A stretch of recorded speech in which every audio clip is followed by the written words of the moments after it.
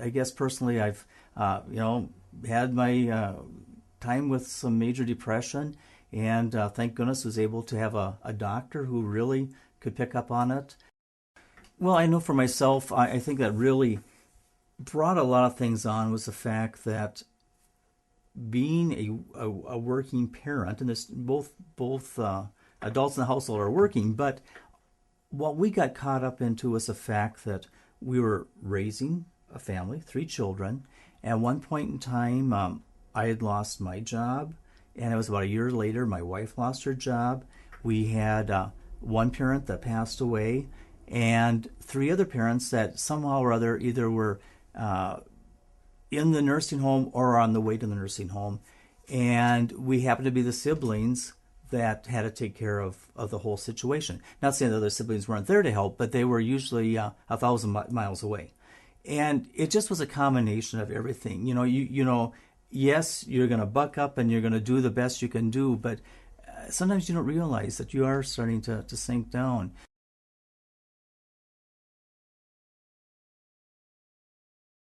Found it was, easy to cry. And I'm an emotional person anyway, but, this is even easier than normal. And the lack of sleep. Insomnia, I think, for myself was just a huge, huge factor.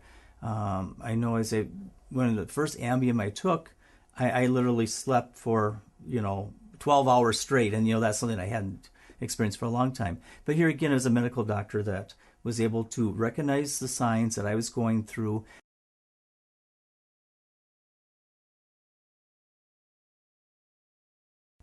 I just definitely say the medication.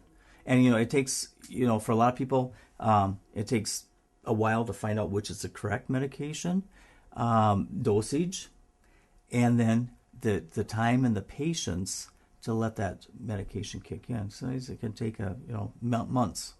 And for myself, I think the second medication that I went to was the one that really started helping me, and encouragement from others. There's just no doubt about that.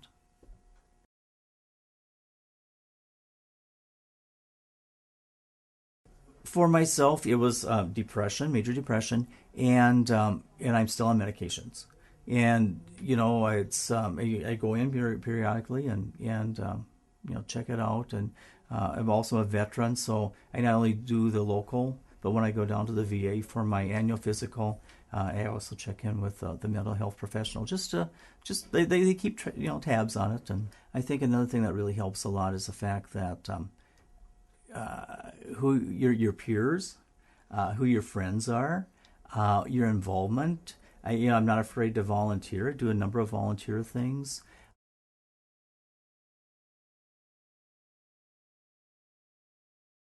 Take my medication, enjoy the sunshine, think of spring and this different things. And I guess one of the therapy things for myself is being able to work out in the garden. Because usually if it's hot and sweaty and no one else is going to be out there, but I can really vent some frustrations by pulling weeds or, doing something like that. So, and I think a lot of our clients do the very same thing. They've got that outlet that it may be just going to the library or it may be just going for long walks and the support groups.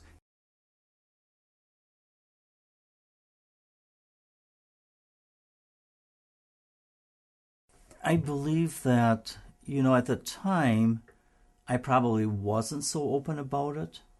And I think just being able to, work in the profession that I do work in made it easier for me to share and to acknowledge the fact that there are some difficulties. But I would say I probably fit the mold, not wanting to acknowledge it. And anymore, I guess, as we're seeing, people need help. And if we can be an advocate for that, and I think that just kind of brings it out.